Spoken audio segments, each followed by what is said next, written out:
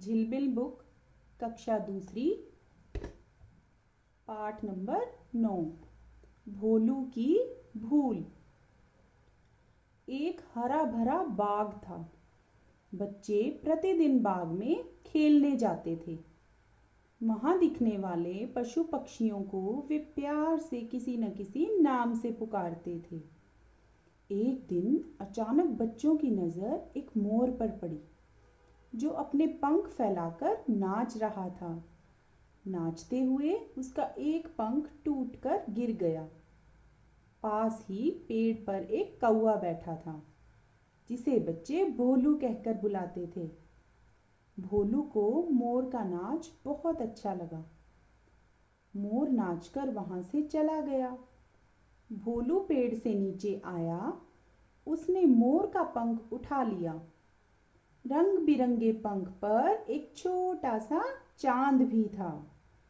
मोर का पंख लगाकर भोलू सोचने लगा, आहा, मैं कितना सुंदर लग रहा हूँ। मैं तो मोर बन गया। वह नाचने व गाने व नाचने लगा। कोई कहे ना मुझको कौवा, मैं हूँ मोर, मैं हूँ मोर। भोलू घूमने के लिए निकला। उसके साथी कौवों ने उसे बुलाया पर वह उनके पास नहीं गया और बोला, मैं कौवा नहीं हूँ, मैं मोर हूँ। यह सुनकर सभी कौवे उस पर हंसने लगे। फिर भोलू मोरों के पास पहुंचा।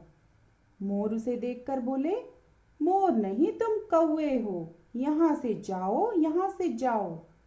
भोलू ने पंख दिखाते हुए कहा, मैं मोर हूँ। उसकी बात सुनकर मोर हंस पड़े। मोरों ने उसे चोंच मारकर भगा दिया। भोलू बहुत दुखी हुआ। वह अपने मित्रों के पास गया। उन्होंने भी उसे चोंच मारकर भगा दिया। हार कर भोलू ने पंख निकालकर फेंक दिया। फिर वह कौवों से बोला, मुझे माफ कर दो, मैं मोर नहीं हूँ, मैं तो तुम्हारा मित्र कौवा हूँ। सब कौवों ने कहा, फिर कभी अपने साथियों को छोड़कर मत जाना।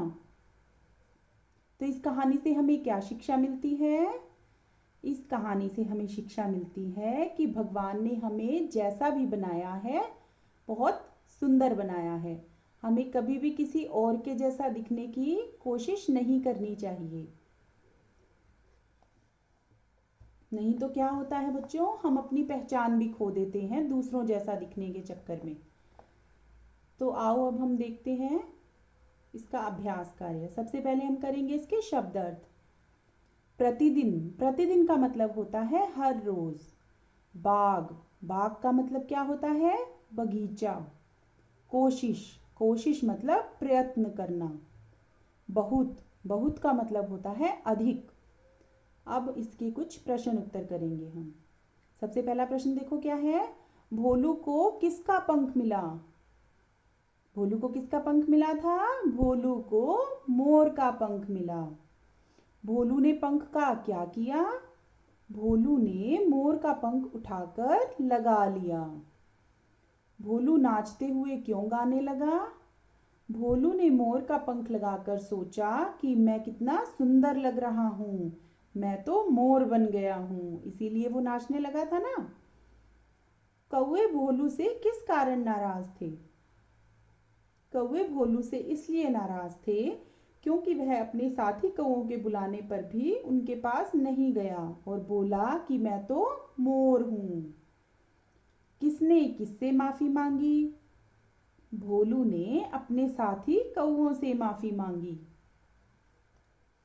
इसके बाद कुछ प्रश्न उत्तर ऐसे हैं जिनका आप अपने शब्दों में उत्तर दे सकते हैं। जैसे आपने मोर के पंख पर कौन कौन से रंग देखे हैं? मोर तो आप सभी बच्चों ने देखा है। तो मोर के पंख पर कौन कौन से रंग होते हैं, उन्हें आपको लिखना है। आपको कौन सा पक्षी सबसे अच्छा लगता है और क्यों?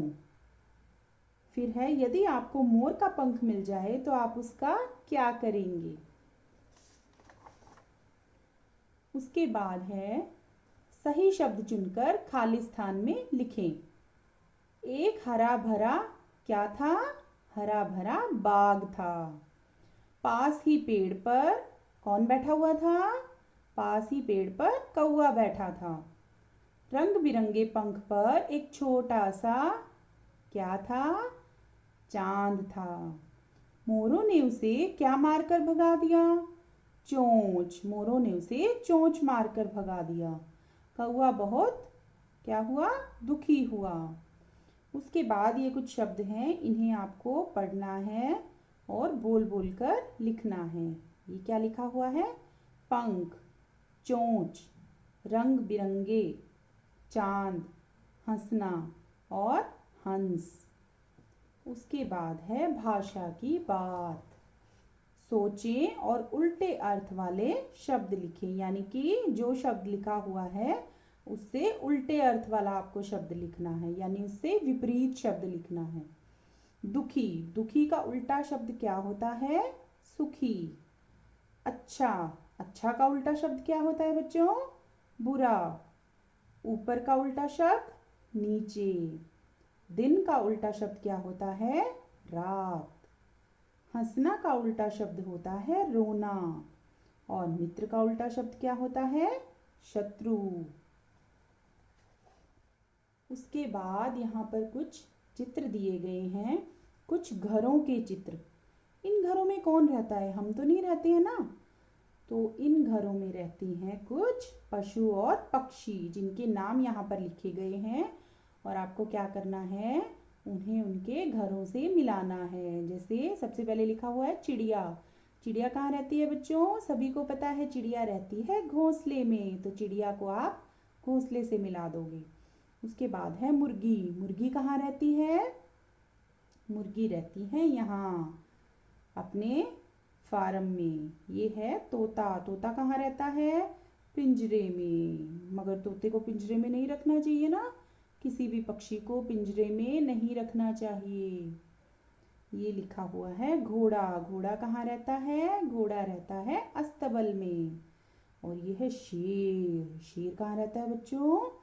शेर रहता है अपनी गुफा के अंदर। Thank you.